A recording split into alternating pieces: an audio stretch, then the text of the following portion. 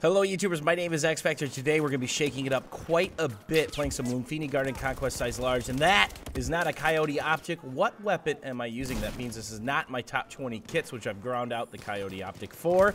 If you guessed the CZ-805, you are correct. This is yet another gun in Battlefield 4 that can be surmised up and described as simply meh.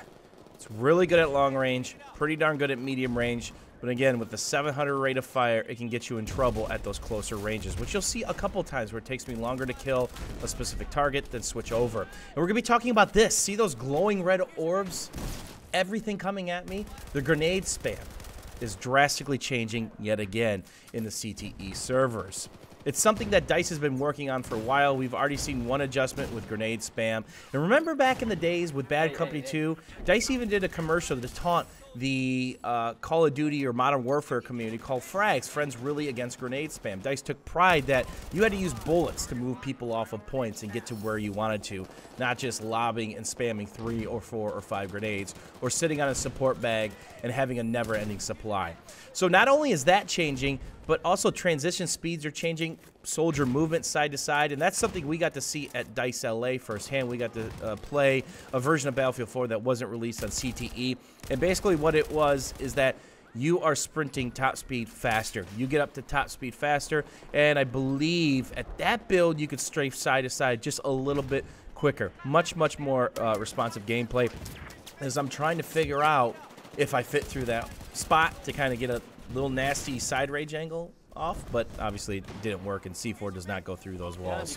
So I'm going to be messing around with the CZ-805. I have vertical grip, I have laser, and I have the red dot. My dream setup for this would be Coyote Optic, of course, because that's my optic of preference.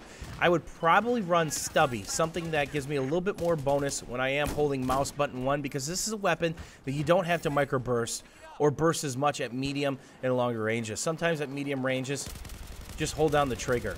A little bursting there because there's 2 different people, and I want to make sure I get them both in a very quick time to kill before they had time. And that guy is scooting backwards on my screen. Time to turn and burn me. When you're using a slow rate of fire weapon, it's very important that you shoot to kill.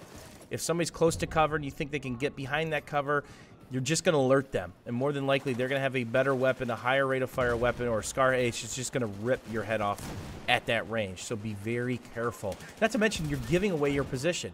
Is it worth giving your away position on the minimap for that split second? And of course, when you crawl up with a little bit of help and it's this hot, it's shoot or be shot. So how about we cover some of these incoming CTE changes, and some of these are pretty massive to the way it's going to rebalance the gameplay. Grenade balancing. When we talked to the LA DICE, we said, hey, the game is simply too spammy. Grenades used to be able to get people off head glitch spots, not one bang somebody in the face, and then one bang 2 or 3 other people because you had a bag full of them. So they're reducing the capacity, they're changing the blast radius and how long it takes to reload. RGO impact capacity is now down to 1.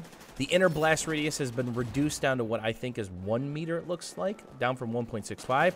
V40 mini capacity from 3 to 2. V40 blast radius from 7 to 6. The inner blast radius from 2.5 to 1 meter. That is a big change. Now, the ammo bag pickup time for grenades has drastically changed. Flashbangs have gone from 5 to 9 seconds, which is not a big deal. RGOs has gone from 7 seconds to 25 seconds.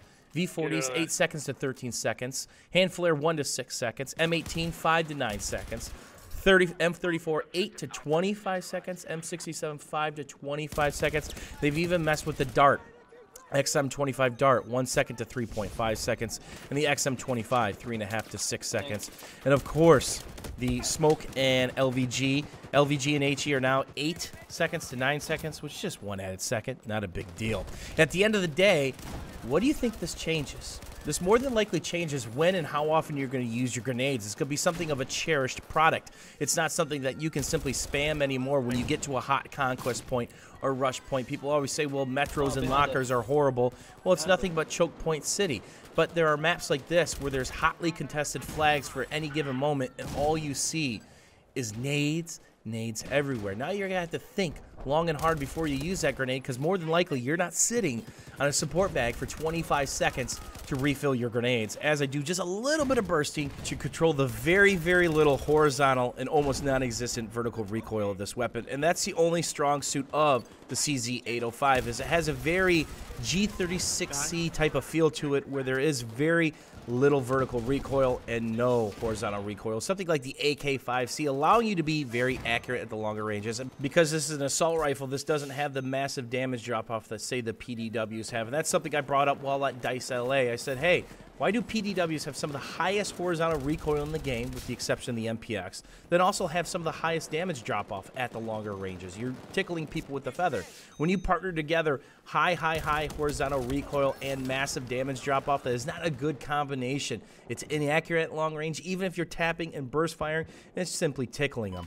I did a video on the MPX a while ago, and that was the sole high point of that weapon, was this slightly increased damage, kind of countering defensive perk. And then, of course, it didn't have the massive horizontal recoil at range, so you could remain somewhat accurate at those longer ranges, but it just took a truckload of bullets to kill somebody. I'm not sure what's hitting me, but I don't think I want to stay around any longer. We're up to 13 changes in CTE, and there's also another major change, which we actually got to demo, I believe, when we were in Dice LA. It was a Frankenstein build of Battlefield 4, and it had to do with increasing player movements. Not just strafing, but how quickly you transition from one position to another, whether you're running and then going to a walk, or walking to a run, strafing side to side, but more importantly, getting up to full sprint speed. Battlefield 4 went more towards the realism. Battlefield 3, you would hit max speed very, very quickly. Well, in Battlefield 4, you've got all this gear, you've got these guns, you've got all this stuff weighing you down, and of course, it's going to take you a step or two. Well, in the Battlefield 4 build that we played in the CTE now, it is very quick. They have not changed the top speed. They've simply changed some of the transitions, then of course how quickly you get up to top speed. What do you guys think of the grenade changes? Is this something that'll really help smooth out the gameplay, so it's more about the gunplay and less about the spam play? Of course, they're going over everything, and up next is probably going to be the major balance patch to all these weapons. There's been talk about different damage models out there, and CTE is the place to test all this. Maybe they'll run certain servers with different damage models. Something like the Bad Company 2-ish damage model was much, much lower. Another thing I talked about at Dice LA, which they seem to really grab onto, and so did other players, was a warning sign or a indicator when you headshot somebody. Remember in Bad Company 2, you'd hear the tink, tink, tink if you had the VSS, or a single tink if you had a big boy gun, or a bolt, or shotgun slug.